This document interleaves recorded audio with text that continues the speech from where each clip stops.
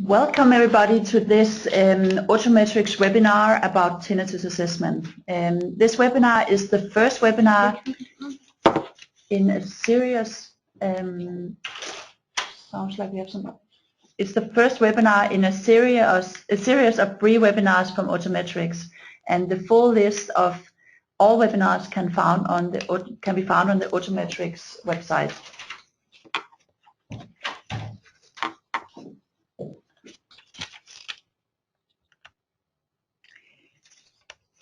My name is Mette Berntsen. I am from Autometrics Marketing, and I will be the moderator of today's session. I'm here with Clement Sanchez. He's audiologist and product manager at Autometrics, and he will be the person presenting this webinar today.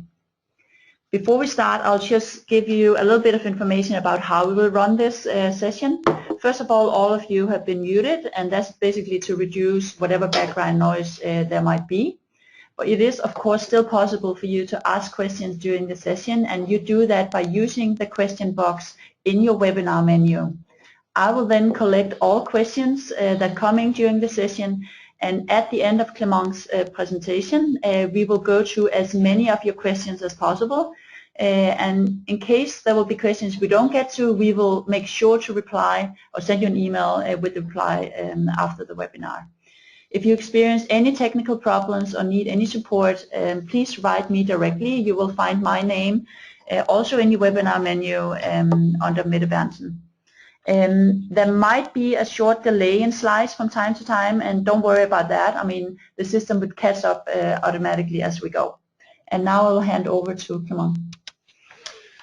Hi everybody. Thank you for joining the webinar, our first one. This one is about tinnitus assessment, so it's very, very exciting. And well, actually, as Mette said, my name is Clement Sanchez. I'm product manager for hearing assessment, which include actually audiometers and emittance devices.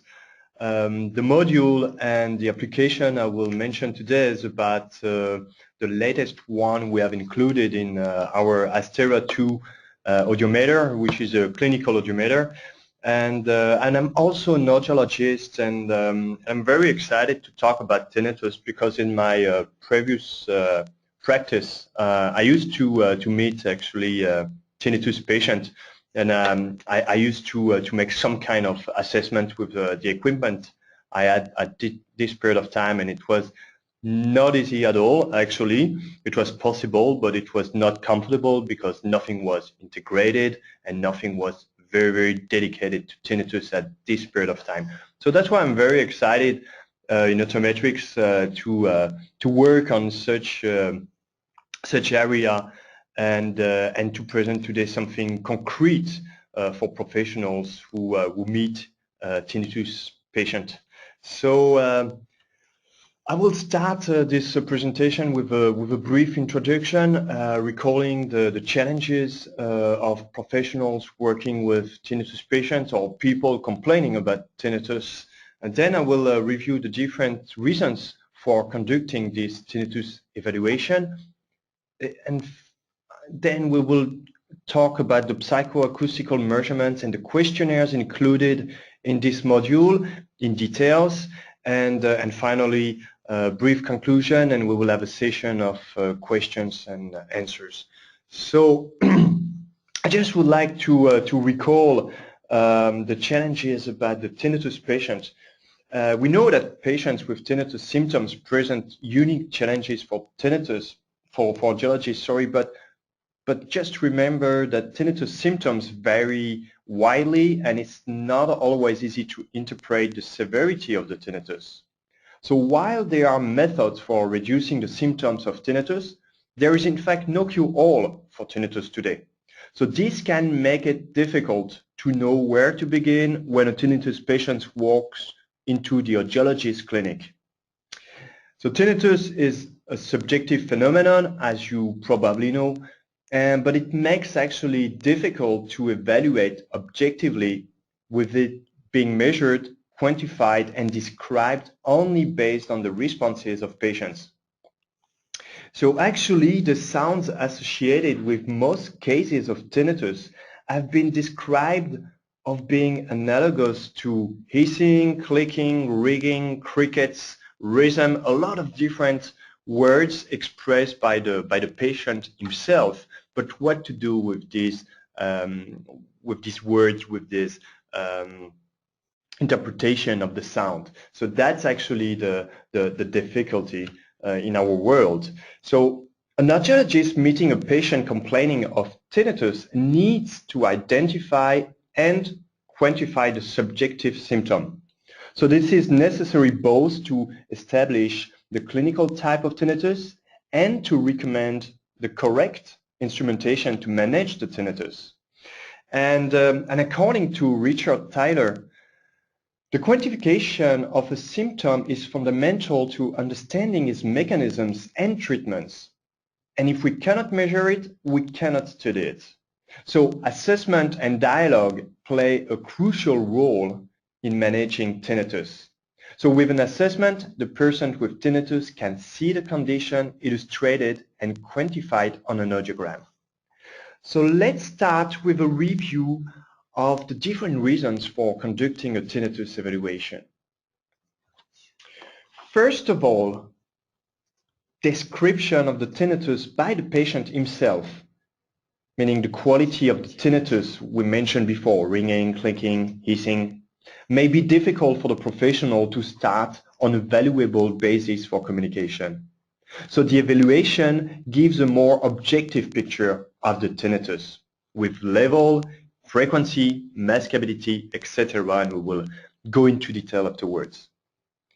Then the evaluation will show the patient that the sound is in his ear is real. It also gives the professional to show to the family an estimate of the sound by simulation. In order to track changes or evolution during the follow-up visits, the evaluation provides reference points. But also it helps the professional to set the level and the frequency range of the sound therapy, and for the otologist to determine the site of origin of the tinnitus. But also, two patients may indicate that their tinnitus is of a ringing quality, but the maskability may be present for one of them and not for the other, resulting in clear subcategories. Evaluation will help the professional to determine if the sound therapy can be helpful for the patient or if a specific sound stimulation has a positive effect or not. And finally, for legal reasons, some points may need to be validated, such as the presence of the tinnitus, the degree of impairment, disability, and/or handicap. Okay, so now after reviewing the different reasons for conducting this evaluation, it's time now to take a look actually on the psychoacoustical measurements and questionnaires which are included in the module of the Madsen-Astera. Any professional should actually know a few points before starting measuring the different components. And these few points, it starts with the equipment. What kind of equipment do you need? The first point is actually to perform the tinnitus evaluation, the audiologist needs a 2-channel audiometer with pure tone, narrowband noise, and broadband noise stimuli. This audiometer should also allow stimulating both unilaterally and bilaterally in high frequencies up to 20 kHz, as well as the capabilities for 1 Hz resolution, 1 dB step size, and also providing the octave confusion test called OCT. And I will talk about this afterwards. Regarding the measurement method, there are many different measurement methods existing, but today the most popular is the method of paired comparison, where the patient is asked to choose the closest tone among 2 different ones. After choosing one, the second trial is presenting using the selected tone and a higher one until the patient confirms a level or a frequency. So this 2 alternative forced choice method was also suggested as the most reliable method for tinnitus measurement. And what about the test ear? That's also a question the professional need to give an answer, because the test ear selected can have an influence on the results. The pitch, for example, may vary according to which ear received the tones. If the stimulation is ipsilateral, the tinnitus may change in response to the presentation. However, inaccurate results may be obtained when simulating the contralateral ear. And finally, binaural presentation can be problematic for these reasons and because the patient likely hears differently from each ear. However, there is a consensus among professionals to recommend the monaural, ipsilateral testing with the audiologist noting the test ear. And finally, the stimulation. What kind of stimulation can we use when we do the evaluation? The recommendations are to use a pure tone, but narrowband noise is also used despite the potential problems of using this as a stimuli. An alternative solution is to use the fresh noise, which is the frequency-specific hearing assessment noise described by Dillon in '84, and this noise is a narrowband noise signal that has been designed with extremely steep filter slopes. The continuous stimulation is preferred instead of the pulsed one, as the latter seems to be more difficult for the patient. And finally, the time presentation should be around 500 milliseconds with 5 seconds intervals. Okay, so now let's take a look at the different components and questionnaires included in the module. And you can see on the slide the screenshot of the module we are talking about. On the right part of the screen, you have what we call the psychoacoustical components, which are all gathered on a very nice table. Nice because it's very open, very flexible for the users to use. You can use on the right ear column, the left, the binaural, and change the date to record and track the results. On the left part of the screen, you have an easy access to the different questionnaires included in this module today. Let's start with the psychoacoustical components. Here you have a better view of the table I've mentioned before, where you can see the different components on the left column. So it starts with the pitch matching. Is usually the first measurement we do, and it's usually expressed in hertz. Then the professional will be invited to perform a loudness matching, which is usually compared to the level of the tinnitus. Then it will be the masking, which is usually considered as very, very important when it's about tinnitus patient. And then you can research actually the MML, the minimum masking level, which will be used to the next measurement, which is the residual inhibition expressed in seconds or minutes. And I will explain what is the residual inhibition afterwards. So let's start with the pitch matching. So the pitch is actually the psychoacoustic outcome that corresponds closest to the physical dimension of frequency, and that's why it's expressed in hertz. And it's the most common measurement that attempts to quantify tinnitus for frequency. Pitch matching can be used as the reference point for discussion and for selection and fitting of acoustical instrumentation. So when pitch matching is performed, it should be supplemented with an octave confusion test. I've mentioned that before. It's the OCT. And the octave confusion can occur, it's a phenomenon that can occur when a patient identifies a specific frequency as the pitch match of his tinnitus, but with further testing, the tinnitus is actually identified at 1 octave above the original pitch match frequency. So generally, the pitch match doesn't fall into the standard audiometric frequencies. So using smaller increments may be needed. So that's why I've mentioned the resolution of 1 hertz available in audiometers. It's very, very important if you want to go into high resolution and better accuracy. So it is also important to measure a standard audiometric threshold at this frequency. If it's not in the original standard frequency used during the previous audiometry. Loudness matching. So once again, two alternative forced choice methods starting slightly below the absolute threshold is recommended for comparing the loudness of a presented stimulus to the tinnitus loudness. This method minimizes the effect of residual inhibition we will talk after. Care should be exercised while working with loudness matching. I said that it's about the level, because when dealing with patients with hyperacusis or recruitment, remember that recruitment is a distortion of the loudness. So the test frequency used is the one identified previously during the pitch matching. Now the masking. So you've done the pitch matching, you've done the loudness matching, and maskability is evaluated for either positive or negative effects on the tinnitus. But at that point, it's important for the professional to know what to expect with an external noise. So the results of this procedure can assist the hearing care professional in determining whether the patient is a candidate for sound generators to help control the tinnitus. So measuring the masking of tinnitus is often considered to be the most important part of the tinnitus evaluation. Noise and tones can be used during this measurement and can be done at the tinnitus pitch matching only, through the whole tone audiometry frequency range or both.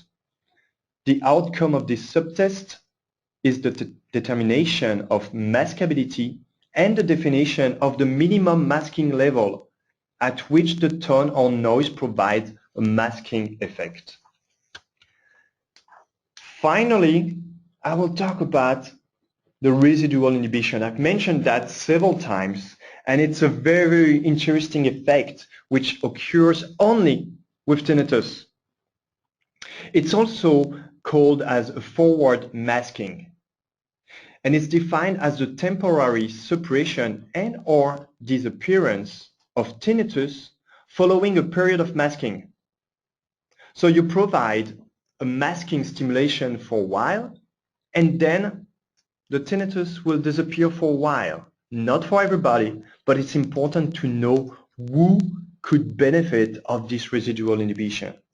So the recommended measurement procedure is to present the masking sound used to determine maskability at a level corresponding to the mmL, we've just calculated right before, plus TDB. You also have a variation, which is the loudness match plus 10 dB. My recommendation is to use the mmL. And for 1 minute stimulation, so the patient is then asked to report the effect on their tinnitus, as well as how long it takes the tinnitus to return to previous levels. So as you can see on the screen dump, you have very easy access to conduct this test because it's integrated. You have calculated the mmL before, you just add 10 dB, you are on the pitch match frequency, and you just have to click on the play button. Then you have 1 minute stimulation for the patient, and after this 1 minute, the play button will change, and then you will have a chronometer in positive in that case, and the patient is asked to show or to tell you when the tinnitus is back. Then as soon as you click on the former play button, the result will be automatically included onto the table and expressed in seconds or minutes. Okay, now we have seen what we call the psychoacoustical components, and we'll now check the questionnaires. When we talk about the questionnaires here in this module, in this first version, we have included 3 different questionnaires. We have the THI, the TFI, and the THS. Depends on the translation available. These 3 questionnaires are basically available in English. But let's start with the tinnitus functional index, the TFI, which is actually the latest one available. It's introduced in 2012, and it consists of 25 items, and it's used to determine the severity of the tinnitus as well as define the negative impacts on the patient is experiencing in response. So the question covers 8 scales that summarize the areas of intrusiveness, reduction in quality of life, emotional distress, and so on. So patients respond to the item using a 10-point scale, and an overall score that range from 0 to 100 is calculated automatically along the subscale scores. So it's very nice because the questionnaire is integrated and calculates automatically the result for you. Now the THI, I mentioned the THI, which means actually the Tinnitus Handicap Inventory. It has been developed in '96 and is a frequently used questionnaire that defines a self-reported handicap to determine which patients require treatment. So it can be applied to assess outcome for various approaches. The THI questionnaire is made of 25 items. The patient's answers can help the clinician determine the most appropriate intervention and identify those patients that may be in need of further medical and/or psychological evaluation. And finally, the THS, which is the Tinnitus and Hearing Survey. So it has been developed to differentiate issues that are arising from tinnitus and those that are caused by hearing challenges. And it consists of 10 items. 4 of these relate to tinnitus-specific issues, 4 relate to common hearing problems, and the final 2 are inquiries about sound tolerance issues. Patients answer using a 5-point scale in response to a range of hearing and tinnitus challenges. Reviewing these results can be useful in counseling patients with coexisting hearing loss and tinnitus to define the boundaries of the issues. Okay, it's time for the conclusion. And just to recall that audiologists are meeting more and more tinnitus patients in their practice every day. Fortunately, there are advanced tools and solutions for tinnitus management available, from psychoacoustics measurements I talked about to targeted questionnaires. Tinnitus assessment helps clinicians to identify, quantify, and manage the tinnitus while establishing an open and constructive relationship with the patient. A tinnitus evaluation can be the first step to establishing trust with your patient. Characterizing the subjective symptoms improves communication between the clinician and the patient and provide a documented basis for treatment. A tool such as the Madsen Astera 2 is ideal for clinicians who want to help the tinnitus patient. It has a dedicated tinnitus module that enables the professional to assess the patient's tinnitus and the effect it has on daily life. Clinician makes the tinnitus assessment directly from the audiometer, and all the patient data and information is accessible from one place. Make it easier to create a treatment plan and monitor the patient's tinnitus over time. Just remember, assessment and dialogue is the key to successful tinnitus patient management. Thank you very much for attending this webinar, and but now it's time for questions. Yes, thank you, Clement, for taking us through the benefits and the process of tinnitus assessment.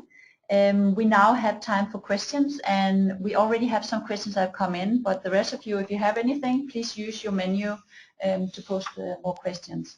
So the first one, Clement, the first question we have, does insurance pay for tinnitus treatment? That's a good question, actually. It really depends on the market, on the country. But my experience is over the world, I've seen different legislation, but most of the time the tinnitus could be covered when it's associated to another damage. For example, people who got a tinnitus, but it's basically related to the work environment, and most of the time is also associated with another hearing trouble, hearing issue. So directly it's rare, and tinnitus today is taken into account, but the consequences of the tinnitus, like depression, like suicidal tendencies and others, can be of course taken into account by the legislation or the reimbursement system. Okay. We have another one here. Can tinnitus evaluation and treatment be performed in MD's office? In MD office? MD. Medical. Yeah, of course. I will say that I mentioned many times audiologists as the hearing care professionals, but I would say that it's this evaluation can be done and actually should be done as soon as possible when a patient, a patient going to the MD to complain about this tinnitus. If, of course, the professional has acquired the MATS and Astera 2 and has the possibility to do this evaluation, I would suggest to do it because there's nothing really contradictory or really difficult in a way that they use this evaluation, and it gives so much information about how to manage or how to plan the management for this patient. Should he go to the feeder? Should he go to other psychologist support? That's the purpose of this evaluation. Okay, and we have another one here. So briefly, how do I use the tinnitus assessment data when fitting hearing aids? That's also a very pragmatic questions, actually, very interesting.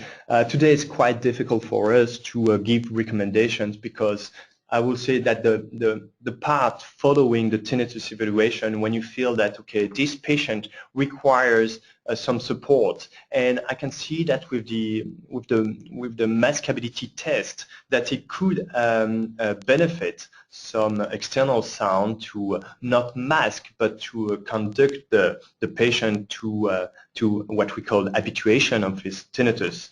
And then we think about sound therapy, and then we think about maskers or the new solutions included in the new hearing instruments. Definitely, this solution can be very useful because first the maskability will give you an idea about the good effect, but also residual inhibition will give you some ideas or will give you some pictures of how to counsel, how to give counseling to the patients. So definitely this solution is very helpful for the sound therapy, but I cannot really at this stage provide some more details about how to fit the hearing instrument based on the results. To me, and at this stage, it's more about sorting or make some categories about patients' plans to manage the tinnitus. I would say that you can, of course, use the minimum masking level to have an idea about the amount of stimulation you can provide to give a sound therapy. But we cannot really give more details about what to do with these measurements to fit the sound therapy instrumentation. Okay, thank you. Then we have a question related to the actual software you talked a little bit about, Clement. We have a person asking, can I use it with other MATS and audiometers than the Astera? The software supporting this tinnitus module is AutoSuite. For people who bought the MATS and Astera a long time ago, it was very nice because it we gave this module as an update, as a software update. It was for free and it appeared on AutoSuite, and that's the real benefit of AutoSuite and the PC-based solutions also we provide. Unfortunately, today the tinnitus module is only available in our MATS and Astera 2 audiometer, because remember when I've mentioned the requirements to perform tinnitus evaluation in general, and I talk about the 2-channel audiometer with a 1 Hz resolution, 1 dB step resolution. All these capabilities like fresh noise, brain-bound noise, pure tone, etc., are usually provided in pretty high-end audiometers. And but basically today, this tinnitus module is only available for MATS and Astera 2. Okay, I think our time is almost up. Yes, we have actually a question coming if this webinar will be recorded, and yes, it will. It will be recorded and available, I mean, to all of you that have signed up for the course. I think you will be sent a link after the webinar where you can go back and re-listen. People that haven't signed up can go to the Autometrics website, and this is also where you can find a list of other webinars coming up in this Autometrics webinar series. But I think we will close up the session here for today. Thank you all for showing up. Again, please check out our website for other webinars. You are of course also welcome to send us emails if you have additional questions coming up after when we close up the session now. We thank you all for attending and really encourage you to fill in the feedback form that will pop up on your screen immediately after we close up here. But yes, thank you for here and have a good day. Thank you very much. Thanks.